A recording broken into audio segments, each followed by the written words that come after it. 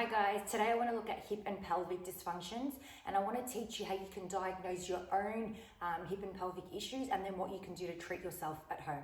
It's going to be a good one. So firstly, let's meet on the mat, lying on our backs. So first thing I want you to do, we're going to do a bit of pelvic rocks. So what I want you to do is we're rolling the pelvis forward and then rolling the pelvis backwards. So we're rolling our hip bones forward and then we're rolling them backwards. What I want you to be mindful of though is that we're not using our glutes and hamstrings to really clench our pelvis and lift it up. We're gently just drawing that pubic bone up towards our sternum and then releasing it the other way using our lower back core muscles to bring the pelvis back. So rock a few times forwards and backwards, nice and gently for me. What do you notice? Do you have any pain? Is there any restrictions rolling forwards or rolling backwards? This time around, I want you to scoop your pelvis from side to side. So we're going left to right to left to right. Again, I don't want you to use the force of your obliques to lift that pelvis up. You're simply just rolling the pelvis from left to right, very gently. Again, what do you notice here? Do you have any pain or restrictions? Is there any limitation in one side versus the other? Okay, this time, if you notice that your pelvis was restricted rolling forward, what I want you to do is roll it backwards in the opposite direction and then gently rock your pelvis from left to right. Do that a few times as a form of treatment, nice and slowly, then relax. Reassess. Roll your pelvis forward and roll your pelvis backwards. What do you notice? Your pain should be almost gone or next to nothing. Next example, rock your pelvis from left to right. Again, nice and gently. Where was your restriction? If your restriction was bending to the left, go to the opposite side. So take it to the position of ease, so to the right hand side, hold it in that position and then gently rock your pelvis backwards and forwards. So do that a few times as a form of treatment and then relax. Now reassess. Do you find now you can go further forward, further to the side? Do you find now that your pain is almost gone? So that's the first one that we looked at. So for any pelvic limitations, restrictions or pain you might be feeling.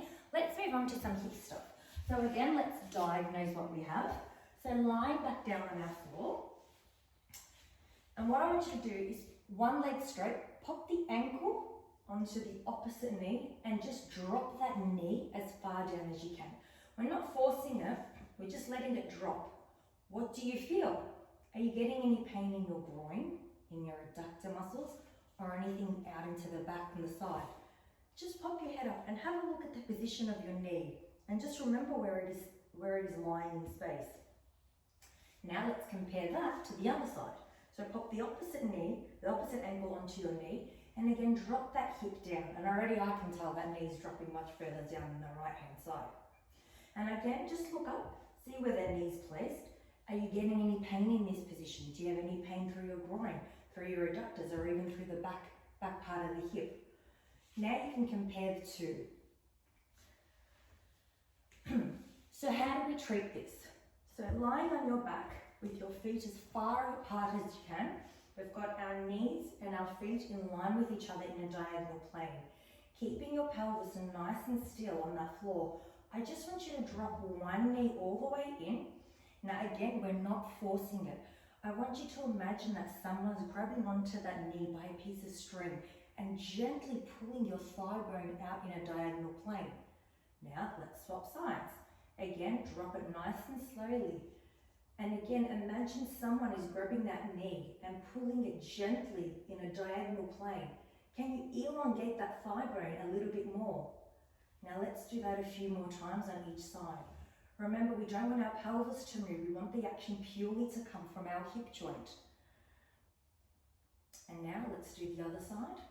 So you can do this a number of times until you really feel that hip capsule, that hip joint stretch out and open. Once you've done that, let's reassess. So placing one foot straight, the other one, the ankle over on the knee, and drop that knee down.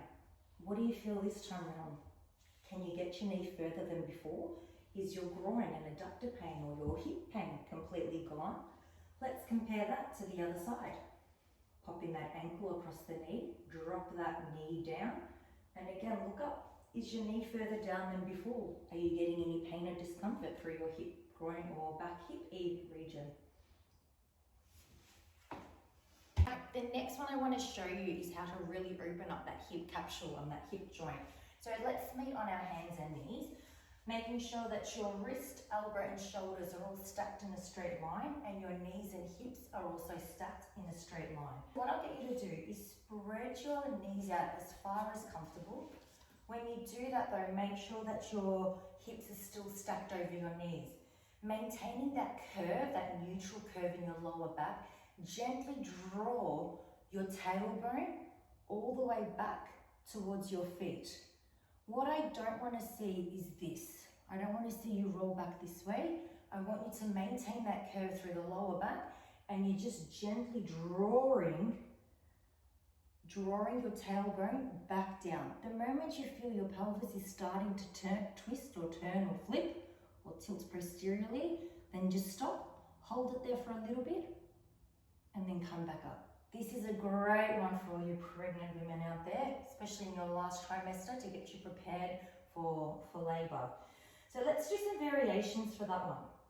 So let's say you found a restriction more so in your right hip. What I want you to do is bring that right knee forward, bring the right hand forward, and then just curl the toes of your right foot. This time around, I want you to come back down. And you'll feel that you're going to lean more towards the right hand side, which is perfectly normal, perfectly okay. Because what we're doing now in this position, we're creating a little bit of a torsion in the pelvis. So you're getting more rotation through the restricted side, more so than the other side. So just take it down to as far as comfortable before you get that loss in arch, and then come back. If you found the restriction on the left hand side, bring the left knee forward, the left hand forward, come up onto your toes, and again, just gently rock backwards, and you'll feel I'm veering over to the left because I'm creating a bit of a torsion through my left pelvis, through the left hand side, but that'll open it up a lot more, and then come back up. So there you have it. They're my top 3 assessment and treatment tools that you can do for yourself at home. Try them, comment below on how you go.